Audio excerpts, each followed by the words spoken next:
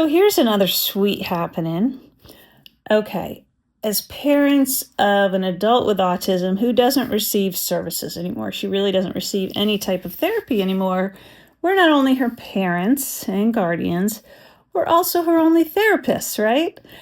So, one thing we do to help her progress to more independence, more self help skills is something called backwards chaining or reverse chaining.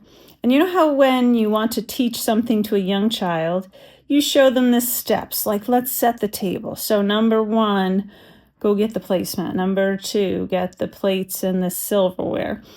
That type of thing. And maybe there are 5 steps and they master the steps and they go through them. Well, that's way too complicated for Lauren when she can't, the communication isn't there, the understanding of 1, 2, 3, 4, 5.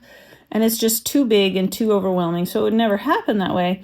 But if we've modeled for 30 years now, setting the table and the end reward is getting food, the way to teach her this new skill is to, okay, she's seen 100 to 10,000 times us setting the table and then setting the food on the table. What's the last step?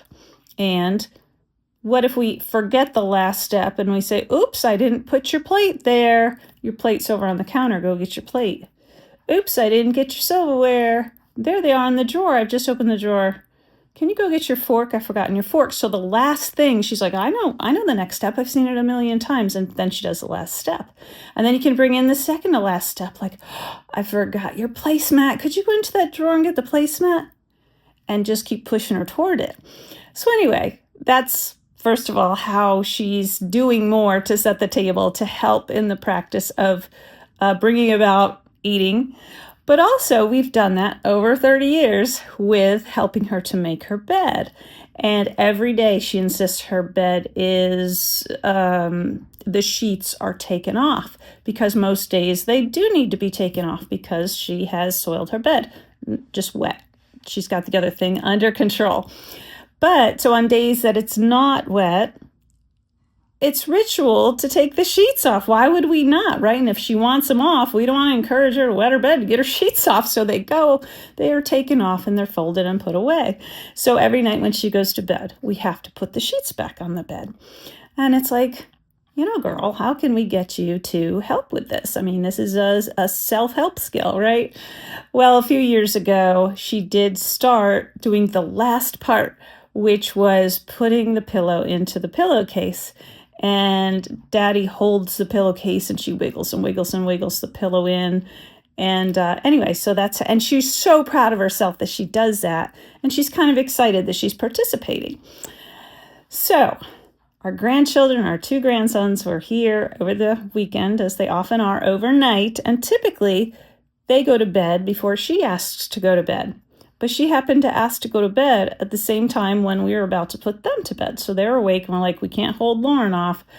So they came into the bedroom and said, oh, Donk, can we help you make her bed? Absolutely. So they helped Donk make the bed while I did Lauren's bathroom routine with her.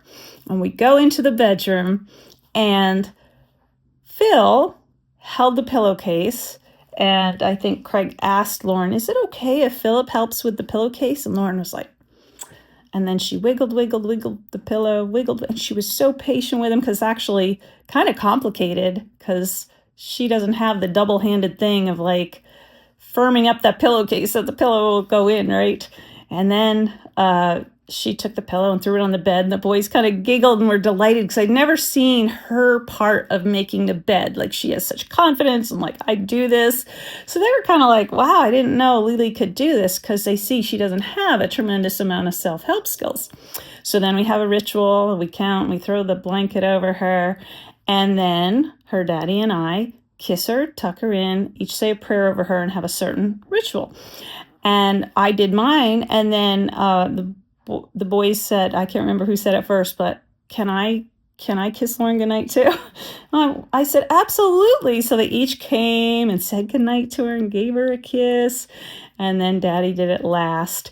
And Daddy asked Lauren, did you like that, having the boys help make your bed and then put you to bed and say goodnight? And she was like, that was great. And she just has the sweetest relationship with her little nephews.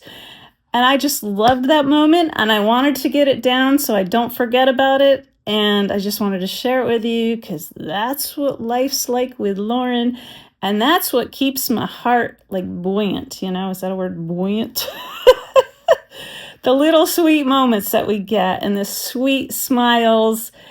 And when you can the love for her nephews is palpable, and the love for her from them is palpable. And just like, I go to bed so joyful when we have a day like that. So I just thought I'd share it. Anyway, thanks so much for listening. Bye.